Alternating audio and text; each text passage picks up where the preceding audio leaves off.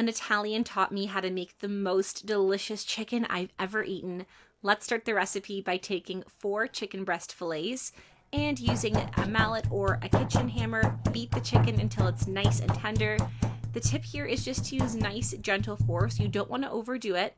Then we're going to set the chicken aside, and in a bowl, go ahead and add 1 cup of flour. The tip here is to use a nice, large, shallow bowl because we are going to bread the chicken in this. To this flour, we're also going to add oregano. You can add as much as you like. Let's also add black pepper and some salt as well. Now just give that a good stir, mix everything together really well. You can add any other seasonings if you prefer. It's totally customizable. The next step is to go ahead and dip that chicken into the flour mixture. We want to make sure it's breaded really well.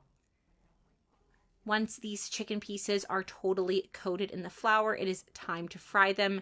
Now, I prefer to fry my chicken in butter, but you can use oil or olive oil, whatever you prefer. Go ahead and add the chicken pieces to fry over a medium heat, and we are going to leave these to fry for about 6 minutes.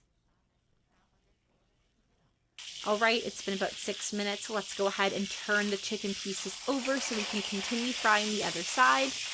Once these are turned, we're going to cook them for another 5 minutes. Continue cooking these over a medium heat. All right, now that these are cooked, we can turn off the heat, remove the chicken from the pan, and we are going to set these aside. Be careful because the pan is super hot. There is no way this recipe won't be delicious. It already looks so good. Now, in the same pan here, we are going to add in some mushrooms. I'm going to add in 1 package of mushrooms here. Go ahead and saute those mushrooms in that butter.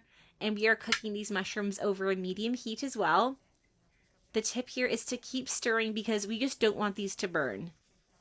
Then we are going to add in our wine. I've got ½ cup of red wine here. Go ahead and stir and saute those for a few more minutes. This recipe is perfect for lunch or dinner. It is definitely worth making at home. I know the whole family will love it. Next, go ahead and add those chicken pieces back into your pan. I am telling you, there is no way this recipe could go bad.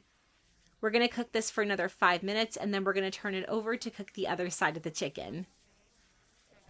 All right, it is time to turn that chicken over and cook it again. Do this nice and carefully. You don't want to burn yourself. I cannot wait to try this. I know it's going to be perfect. And in just a few minutes, our chicken is ready. Go ahead and carefully remove everything from the pan, and we're going to serve this on a plate. Now, you can make this recipe and serve it with rice or salad. That would be a delicious addition. Don't forget those yummy mushrooms. We have to give this a taste.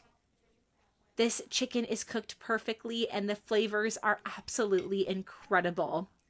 A recipe to eat again and again. Enjoy.